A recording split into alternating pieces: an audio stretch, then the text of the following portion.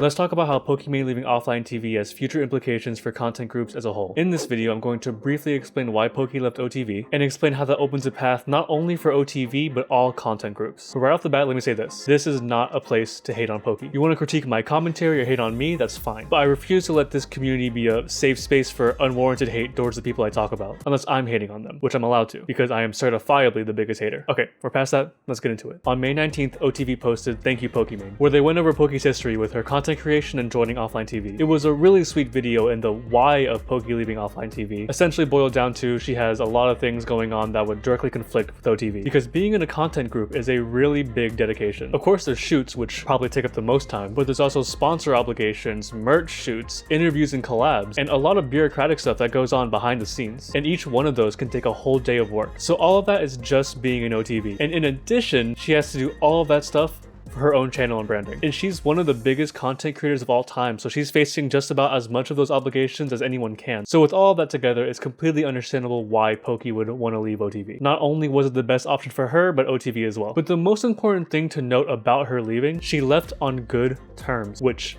does not happen often with content groups. OTV wasn't going through any drama, Poki wasn't in any hot water, she just felt like it was time. Which is why the motif of the video was graduating instead of just leaving, implying she's moving on but will always be a part of OTV. But now we get to the bigger picture of what I wanted to talk about. Poki leaving OTV on good terms has set a precedent for content groups to formally and maturely break up without the need for bad blood. Content groups on the internet have formed a reputation over the past few years of being some of the biggest internet drama. Now some of it's strategic, most of it's dumb, but some are genuinely horrific. And while it's hard to imagine in its current state, OTV is not a stranger to content group drama. But let's go over a few different content groups and their perception on the internet. Now there are some content groups that thrived off of negative reputations, namely groups like Team 10, where their immaturity and association with drama was part of the branding. Well, I don't think any of them enjoyed being hated on. They liked the attention. And it's hard to take responsibility for irresponsible actions when it's met with attention and money. So these groups unfortunately will never change. But I do want to note, these types of groups are extremely unsustainable and will not last, especially with modern YouTube, but that can be a whole other video. Then there's groups that due to the misbehavior of individuals end up getting kicked out and tainting the reputation of the content group. A more recent example would be One True King or OTK. Now, the things that went on with some of the individuals in OTK were reprehensible, and I am not here to make light of it. And if you or a loved one have gone through anything similar, know that you are not alone and you can ask for help. But OTK actually did have a member that left the group on good terms, Jay Schlatt. He joined the group in 2021 but left about a year later willingly, not due to any of his actions. So on a surface level, you could compare him leaving OTK to Poki leaving OTV, but Schlatt left during a time of turmoil for OTK. Regardless of true intentions, the timing is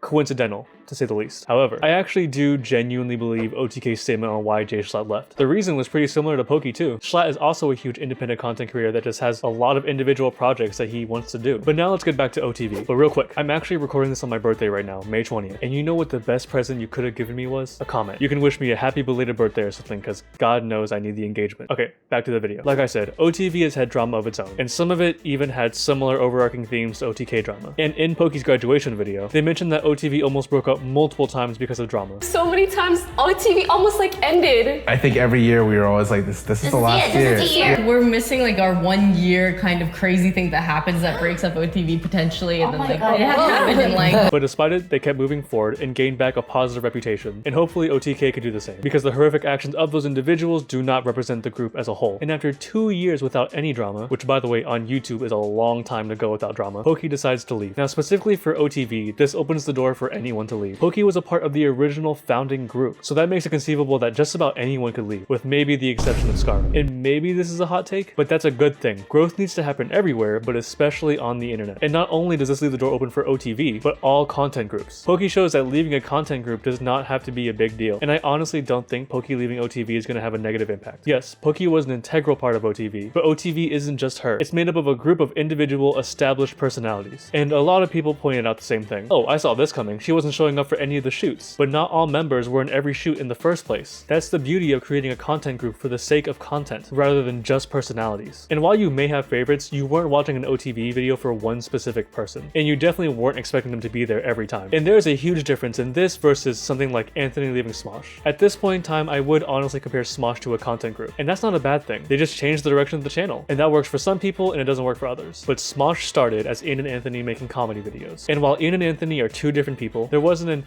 Anthony Padilla channel or Ian Heacock's channel before Smosh. They started together, and that's why him leaving was such a shock and understandably really impactful. But it was clearly the best decision for everyone, and Anthony's doing amazing work on his own. And just like Anthony, Poki has plenty of great things planned for the future. And that's about all I have to say. I guess I'll end it by saying congratulations Poki, and I can't wait to see what her and OTV has in store for the future.